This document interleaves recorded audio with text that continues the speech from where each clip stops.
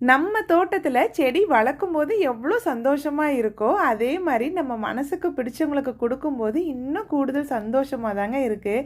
எங்கடா காலையிலேருந்தே பரபரப்பாக கிளம்பிட்டு இருக்கனேன்னு பார்க்குறீங்களா? என்னோட அக்கா வீட்டுக்கு தான் போகலாம் அப்படின்னு சொல்லி கிளம்பிட்டு இருக்கோம். இவங்க யாருன்னு பார்த்தீங்கன்னா என் ஹஸ்பண்டோட ஓன் சிஸ்டர் தான். 1 வீக் ட்ரிப் போகலாம் அப்படின்னு சொல்லிட்டு தான் காலையிலேருந்து கிளம்பிட்டு இருந்தோங்க. நைட்டே ட்ரெஸ் எல்லாம் பேக் பண்ணி எடுத்து வச்சாச்சு. காயெல்லாம் மட்டும் காலைல எந்திரிச்சோன்னே கட் பண்ணிக்கலாம் ஃப்ரெஷ்ஷாக இருக்கும்ன்ட்டு பயங்கர பரபரப்பாக வேலை போயிட்டு இருந்தது.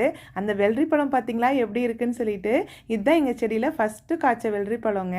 எவ்வளோ பெருசு இருக்குன்னு பாருங்களேன். பார்க்கவே அவ்வளோ ஆசையாக இருந்தது. இன்னும் பழுக்கலை. சரி ஊருக்கு போனால் பழுத்துருன்னு சொல்லி எடுத்து வச்சிட்டோம்.